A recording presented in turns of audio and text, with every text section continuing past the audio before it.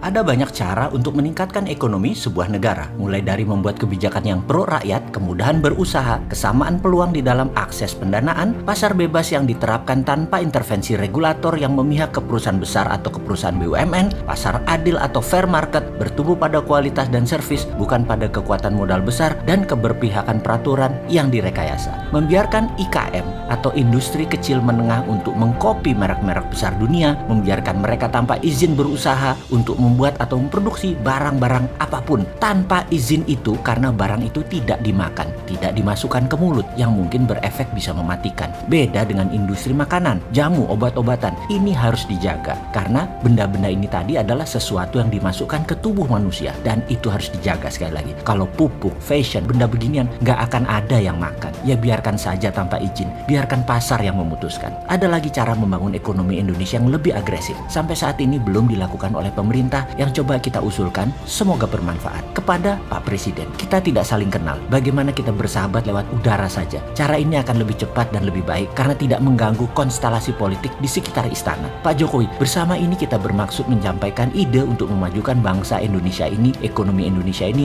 melalui strategi ekonomi yang banyak dibicarakan saat ini yaitu MMT. Proyek ini kita sebut namanya Jokowi Boys atau bahasa lainnya adalah anaknya Pak Jokowi. Prinsip sederhananya begini, kita ingin membangun ekonomi mikro langsung oleh pelakunya. Kita tahu membangun ekonomi paling cepat adalah modali mereka yang sudah terbukti berhasil. Usahanya jalan, manajemennya bagus, profitnya bagus. Pasti orang itu sanggup dan punya leadership yang bagus, punya manajemen skill yang bagus, dan nalurinya mencari peluang bisnis serta profit pasti sudah mumpuni. Biasanya usia mereka telah melewati pahit manis berbisnis usia kira-kira 30-45 tahun, di mana secara waktu sudah punya usaha lebih dari 10 tahun. Kita gunakan teori trickle down, yaitu kita modali dia, modal yang di atas, dengan kemudian mereka akan membangun bisnis dengan mitra-mitra UKM sebagai suppliernya. Cara ini akan lebih cepat membangkitkan ekonomi kerakyatan. Jokowi Boys adalah program. Kita mencari di setiap kabupaten 1-5 orang yang akan kita berikan modal. Lalu di tingkat provinsi ada 1-5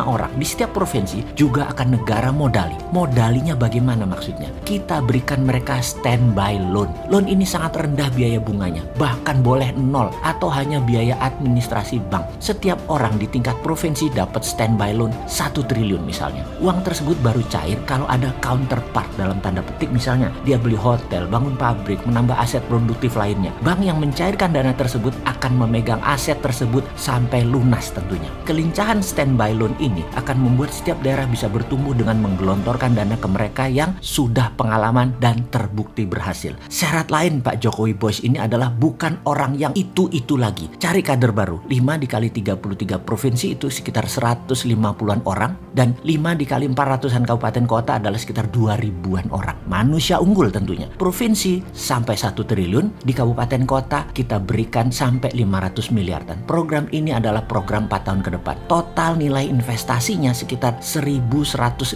triliun, di mana APBN nasional adalah per tahun 2.000 triliun atau 4 tahun adalah 8.000 triliun. Anggaran Jokowi Boys ini sekitar 15%-an dari APBN, dan dana ini bukan dana hilang. Ini investasi karena kembali semuanya. Bukan seperti bansos yang ternyata dimakan juga sama pejabatnya. Bank BUMN dan lembaga keuangan milik negara mampu menangani hal ini karena uang beredar nasional adalah 6.000 triliun. Bank BUMN menangkap lebih dari 60%-nya. Kita tahu UKM dan IKM itu tumbuhnya bisa 30% per tahunnya. Demikian juga pengusaha swasta. Kalau menggunakan trickle down teori ini, strategi ini akan terukur kemajuannya dan pertumbuhannya. Dalam 4 tahun, setiap tahunnya pertumbuhan nasional garansi akan tumbuh lebih dari 9% karena didorong oleh 2.000-an orang utama yang akan mengangkat 10 juta orang langsung dan tidak langsung yang akan meningkatkan ekonomi 20%-an per tahun. Saya yakin Pak Presiden punya tim yang mampu menyeleksi, mengawasi, menumbuh kembangkan orang pilihan tersebut untuk jadi agent of changes ekonomi nasional. Oh iya, pastikan satu hal lagi Pak Presiden. Mereka yang terpilih nanti pastikan mental dan ideologinya patriotis, nasionalis, NKRI garis lurus. Lalu pastikan jangan kasih ke Bosman Mardigu ya.